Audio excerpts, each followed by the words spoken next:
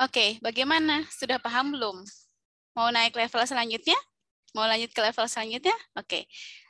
Level selanjutnya adalah Boyce Code Normal Form atau bentuk normal Boyce Code. Nah, untuk ke tahapan ini, pastikan tabel sudah dalam bentuk normal yang ketiga. Kemudian, tahapan ini hanya dilakukan jika dan hanya jika semua determinan belum merupakan kandidat key. Jadi, ada ada determinan yang belum merupakan kandidat key, kita akan buat determinan tersebut menjadi kandidat key, ya. Nah, potensi pelanggaran yang menyebabkan suatu tabel belum dalam bentuk Boyce Code normal form adalah jika ada 2 atau lebih kandidat key yang merupakan composite, ya, composite key. Kemudian bisa juga karena misalkan kandidat key-nya itu tumpang tindih, gitu ya. Jadi ada beberapa kandidat key tumpang tindih memiliki setidaknya satu atribut yang sama, gitu ya. Nah, contohnya ini client interview.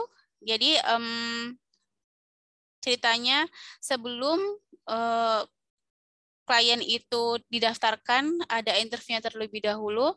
Klien pada satu hari itu hanya menjalani 1 kali interview, ya, pasti di jam tertentu oleh staf tertentu di ruangan tertentu, gitu ya. Kemudian staf itu hanya mewawancarai 1 orang dalam 1 waktu di ruangan tertentu saja, gitu ya.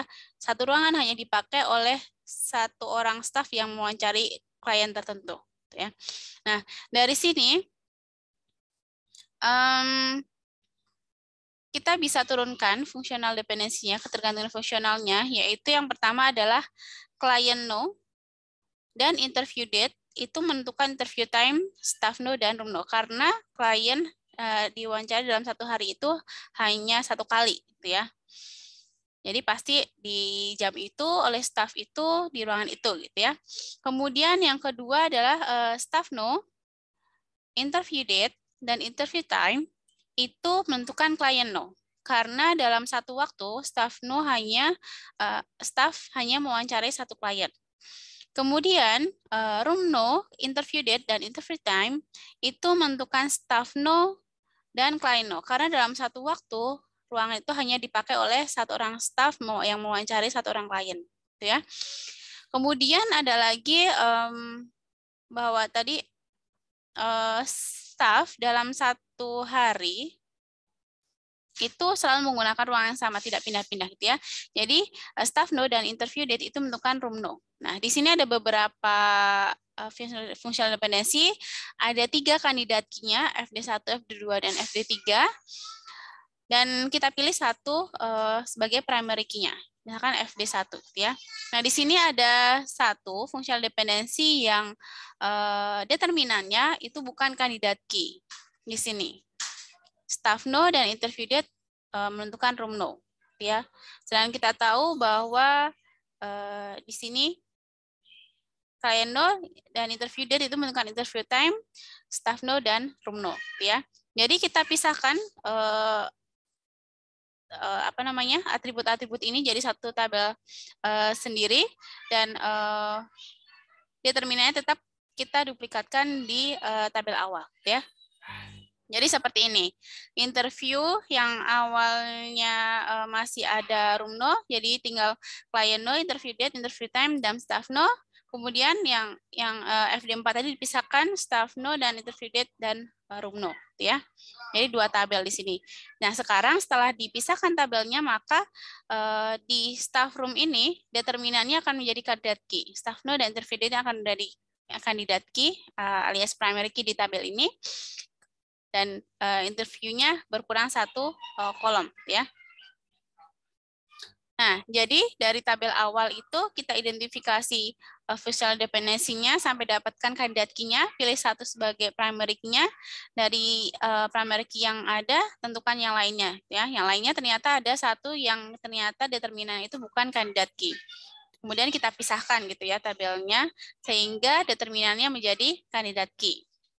Nah, namun ternyata BCNF ini tidak selalu diinginkan, karena dalam situasi tertentu sulit untuk tetap mempertahankan fungsional dependensi yang ada.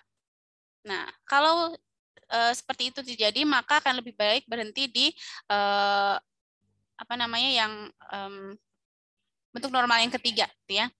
Nah, kehilangan tuh maksudnya seperti apa? Nah, misalkan ini tadi kan kita sudah temukan ada functional dependensinya 4, gitu ya. 3 di antaranya adalah kandidat key, kemudian kita pilih 1 sebagai primary key. Nah, ada functional dependency yang keempat tadi yang kita pisahkan di Bosco normal form, staff no, interview date, dan room no. Tapi ketika kita pisahkan tabelnya, staff no dan interview date menentukan room no, kalau ini dipisahkan, maka functional dependency yang ketiga, yang room no, interview date, dan interview time menentukan staff no dan client no ini akan hilang. Coba kita lihat. Kalau tabel yang ini, maka room no dan interview date-nya, ya, room no dan interview date dan interview time-nya tidak akan bisa menentukan staff no dan client no. Karena room no-nya nggak ada di sini. Ya, jadi di sini nggak ada room no, di tabel yang sudah terpisah room no, interview date dan interview time-nya tidak bisa menentukan client no dan staff no karena sudah terpisah. Nah, jadi ada dependensi yang hilang di sini ya. Nah, jika ada dependensi yang hilang, maka kita bisa menghentikan normalisasinya sampai di 3NF aja, third normal form. Jadi tidak kita pisahkan. Nah, tapi kembali lagi, keputusan apakah lebih baik menghentikan normalisasi di third normal form atau melanjutkan ke BCNF itu tergantung pada jumlah redundansi yang dihasilkan dengan adanya kehadiran functional dependency yang keempat ini, dan juga signifikansi kehilangan. Mana yang lebih penting? Mana yang lebih penting?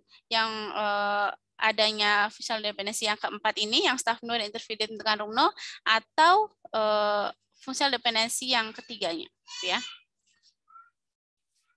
Nah, untuk latihan nanti dicoba ya.